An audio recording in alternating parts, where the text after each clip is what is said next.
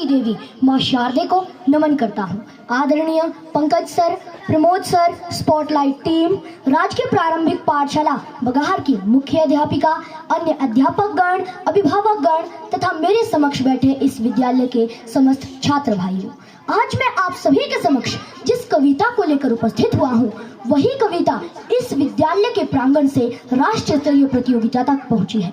तो मैं सुनाना चाहता हूँ आप सभी के समक्ष कवि संदीप द्विवेदी जी की कविता यदि राम सा संघर्ष हो।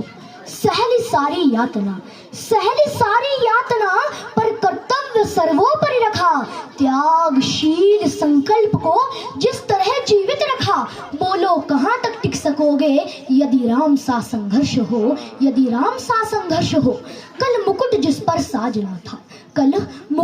पर साजना था, अब उसे सब कुछ त्यागना था। निर्णयों के द्वंद्व से एक बालपन का सामना था, वचन भी था थामना, आदेश भी था मानना, वचन भी था थामना, आदेश भी था मानना। तब किस तरह सोचो स्वयं को, धर्म में तुम रख सकोगे, बोलो कहाँ तक टिक सकोगे यदि राम सा संघर्ष हो, यदि राम सा संघर्ष हो। प्रजा तो बस राम की थी, दुनिया उसे तो जब रही थी। वचन ही था तोड़ देता, धर्म ही था छोड़ देता, पर पीढ़ियां क्या सीख लेगी, राम को चिंता यही थी। हो छिन रहा एक क्षण में सब कुछ, सोचो एक क्षण क्या करोगे, बोलो कहाँ तक टिक सकोगे यदि राम सा संघर्ष हो, यदि राम सा संघर्ष हो। केवट ने जाने क्या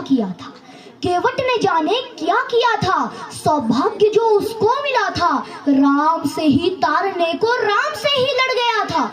कुलवंश उसके तर रहे थे, सब राम अर्पण कर रहे थे। जब सब कुछ हो बिखरा हुआ,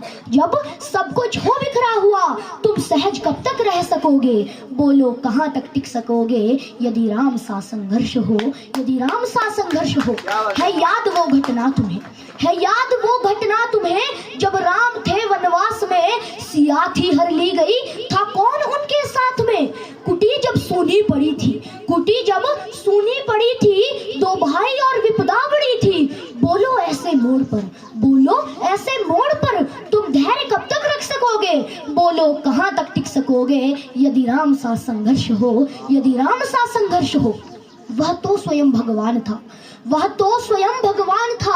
पर कहाँ उसमें मान था। किरदार भी ऐसा चुना जिसमें सिर्फ बलिदान था। मर्यादा के प्राण थे, रघुवंश के अभिमान थे, मर्यादा के प्राण थे।